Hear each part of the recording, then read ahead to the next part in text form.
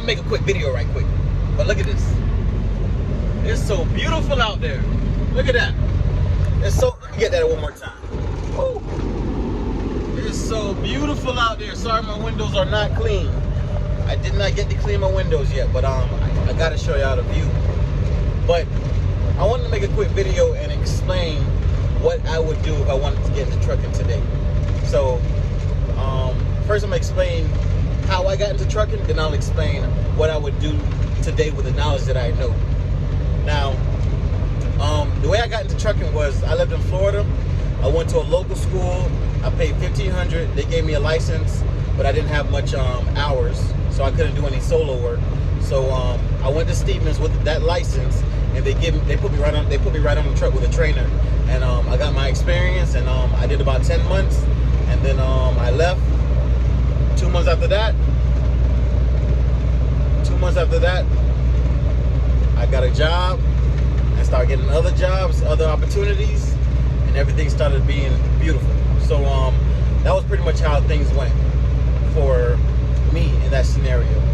Now, with what I know today, what I would recommend to anyone that want to get into trucking or that is in trucking at this moment, etc., just a little guidance. If you are gonna go to a major carrier and they're gonna front you for your license and you're gonna be paying them back, etc., etc., etc., what I would do is I would go start working and become a trainer as soon as possible.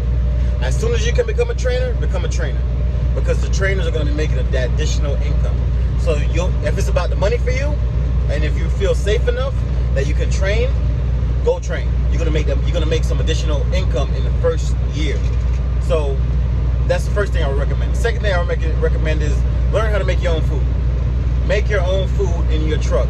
In the trucks, especially at Stevens Transport, they provided you with inverters, sometimes refrigerators. Like you can have a whole kitchen in your truck. So learn how to make your own food. Make your own food. Listen to what I'm saying. Write that down twice. Okay? Learn how to make your own food. And the reason is when you go to these truck stops, they're gonna be making you pay crazy money for things. Crazy money. So your goal is to save as much as possible. Keep as much money in your pocket as possible. So learn how to make some food for yourself. The third thing I would say is, what's the third thing? Damn, I forgot what the third thing was. But I know what I have for the third thing. The third thing is have a plan.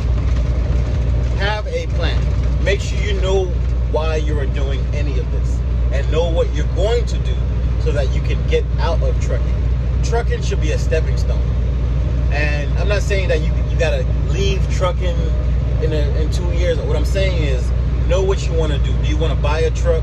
Do you want to invest into some kind of company? Do you want to start your own company? Like, do you want to buy real estate?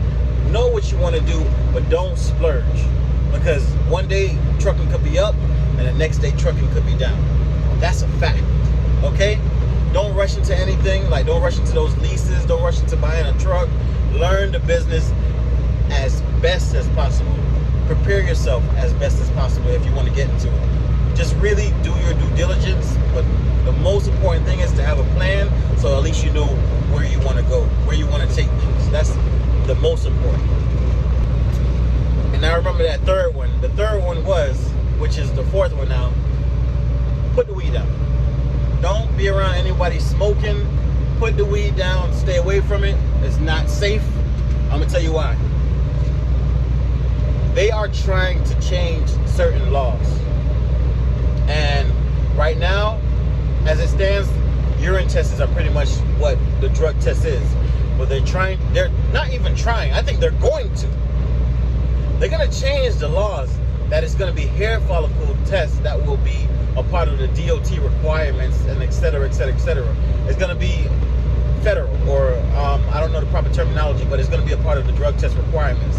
So if you may not smoke weed, but you may be around somebody that's smoking weed and you don't know if that secondhand or whatever could get into your system, and then boom, either you get a random because you're a trucker right now, or also because you're smoking weed, it's in your hair. You know, it's easy to get away with a a urine test. That's just the truth. You can see it on YouTube or everywhere. It's very easy to get away with a urine test, but it's not easy to get away with a hair test because they gonna all right, put that shit in there. That's it. All right, they just gonna take it off you. You know what I'm saying? You can't do nothing with this. They gonna just take it right off you. They gonna find somewhere to take it off you too. Even if you gotta go down there, you can shave off everything. It don't really matter. They gonna come get you. You know, so you don't want to fall into that trap right there because they're already trying to change certain things within the industry, and maybe it's not immediately right now, but eventually when they start to bring into new things into the industry, those things will become more and more of a good tool to use to get drivers out of the way. So that's the things I would tell a driver today. I hope that gives you value. Just try to stay on your toes, and y'all have a blessed day. Peace.